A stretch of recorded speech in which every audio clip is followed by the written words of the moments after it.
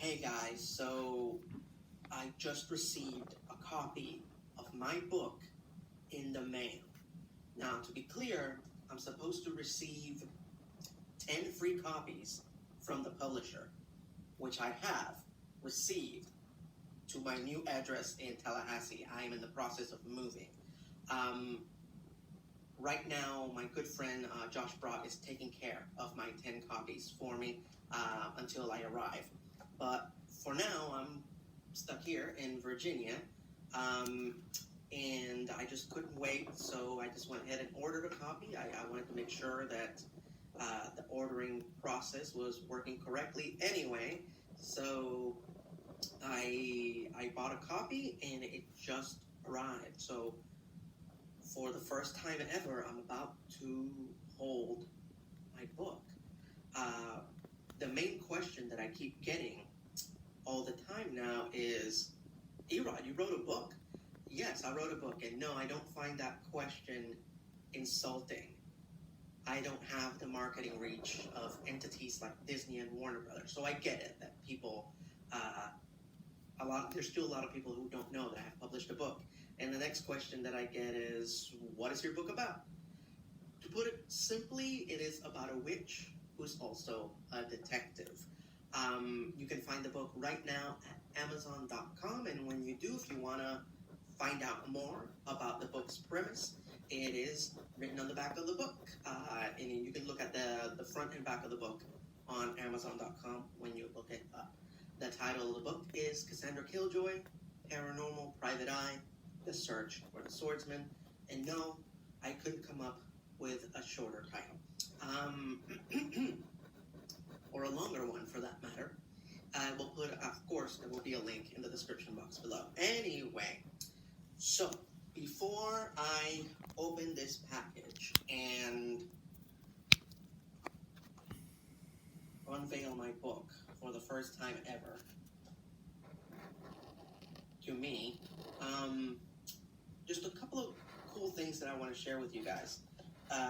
This right here is the original manuscript for Killjoy, for the book, which I completed about 5 years ago. I write very, very fast, and a lot of you keep asking me, Erod, if you finished this so long ago, how come it took you 6 years to get it published? Because, number one, it takes time to make stuff. That's just the way it is. And also, I knew nothing about writing books, getting books published. It was a learning process. And honestly, when I submitted the manuscript that I just showed you, I wasn't entirely I wasn't entirely sure whether or not it was ready. And then I was told it was fine. So there you go. And furthermore, the next thing that I want to share with you guys is that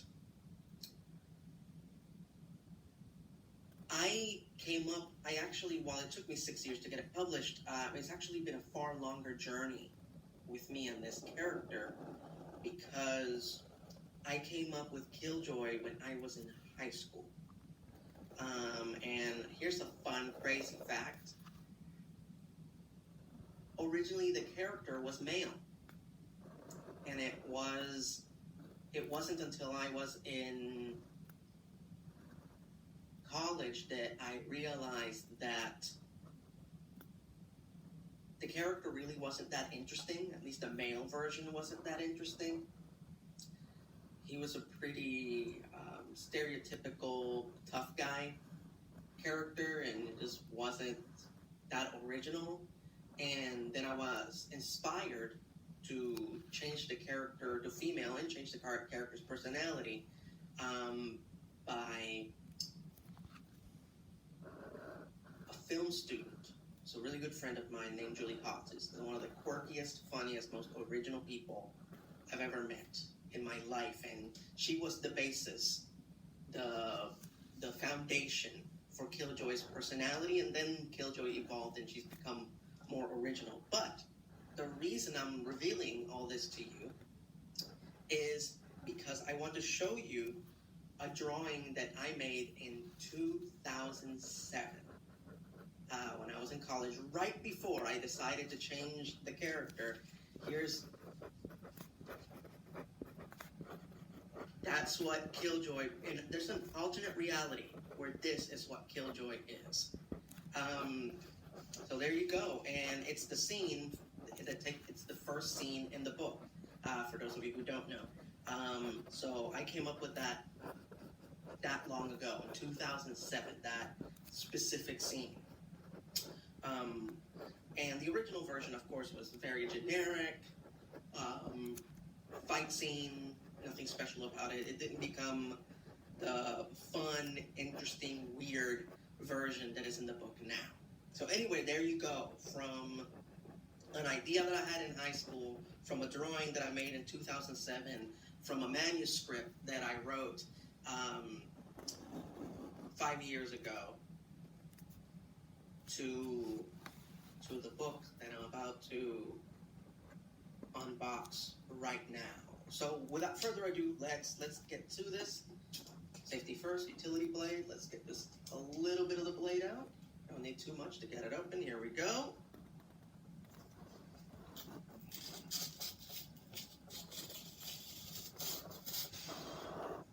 This is a lot tougher than it looks. And there we go.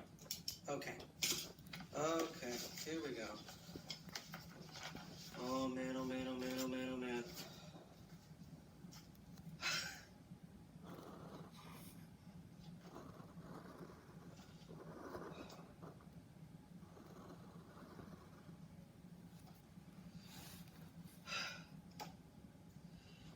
Let me check a couple of things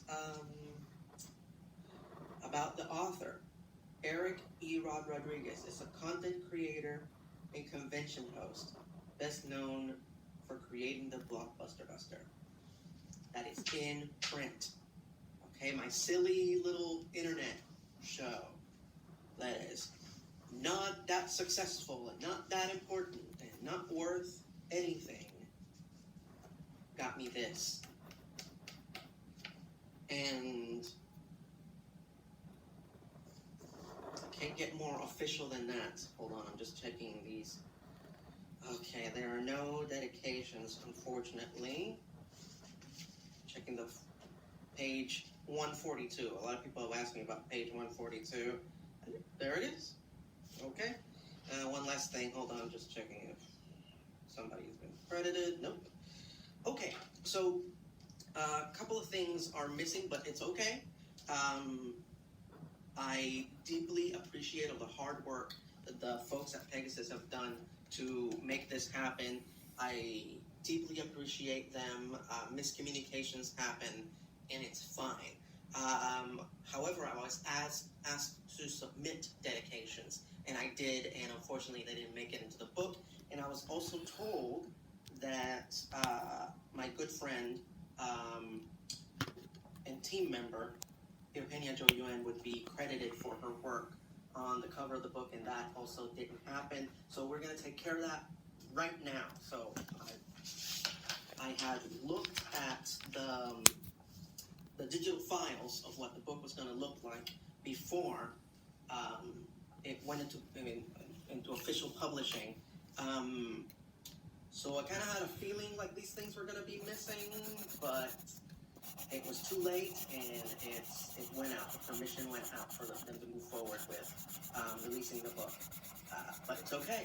Miscommunication happens. Nobody's fault.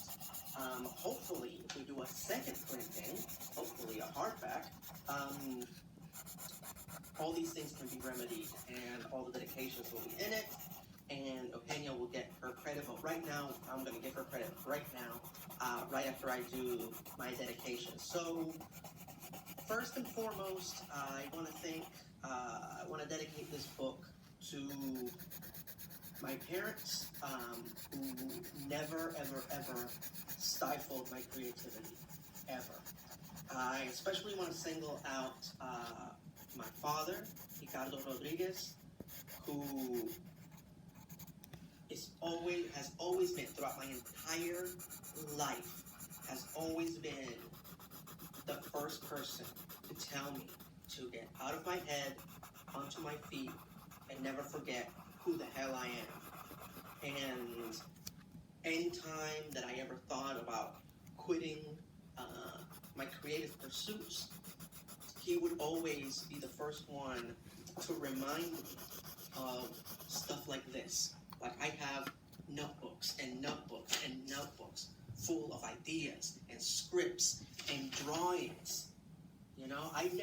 2007, I wrote it down right here, 2007. And that I didn't throw away.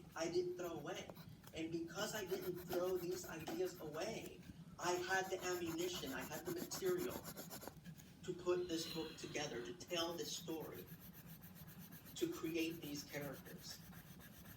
And it all starts with having somebody who believes in you, somebody who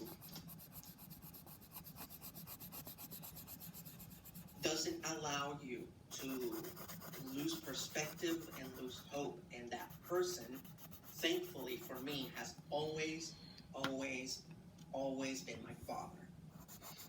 Next up, I want to thank my sister, Corrales, who in these past 2 years, the 2 most difficult years of my life, has given me more and has shared more and has helped me more than anybody that I've ever known. And I cannot put into words how grateful I am, so I'm just going to have to put it into actions and spend the rest of my life showing her gratitude for being there for me during the absolute worst time of my life. I also want to thank my team members. Again, this is the first credit she's going to get in this video. She's going to get another one. But I want to thank my team members because, great people often get too much credit for what they do, and people forget that nobody does anything alone. Nobody. If you think that I'm great, I am humbled and I am flattered. However, I can't do anything alone. I have a team that backs me up and helps me out and helps me achieve all these creative things that you guys have been seeing throughout the years. So, in the 2 people that are part of my team that are always there for me, as far as all the creative content and stories and characters and things that you've seen throughout the year are Eugenia Joy Yuen and Billy Joe Grant. A lot of you know them better as E-Joy and Dr. Effect. So those are 2 individuals right there that without them, oh my God, I wouldn't be able to operate as a public figure. I also want a very quick thanks to Ashley Metcalf and Holly Brown, who took the time to proofread this before I sent it in, before I submitted it. It was so difficult to find editors. It was so difficult to find people to proofread them. And so I'm very grateful that they took time out of their lives to help me out. And yeah, just ever so grateful. I also want to take a moment to thank some very specific people from Pegasus, the people that dealt with me directly, the intermediaries, the folks who kept contact with me and kept me informed and made sure that this was happening the way that I wanted it to happen. And those people are Chandri, who was my first contact at Pegasus. Unfortunately, Chandri doesn't work with Pegasus anymore. Then after Chandri, Julian was the person late last year who um, got me the final approval for the manuscript and got me the paperwork, which I signed, and assured me that the book would be coming out this year, and Julian was right. And I also want to thank Lauren, who's my current contact, who's been keeping me informed and keeping me up to date with what's going on. And also, there was another person that answered one of my emails, but I never got another email from this person, and that was Georgia. So, Chandri, Julian, Lauren, and Georgia, thank you very much, and to the entire team at Pegasus for taking care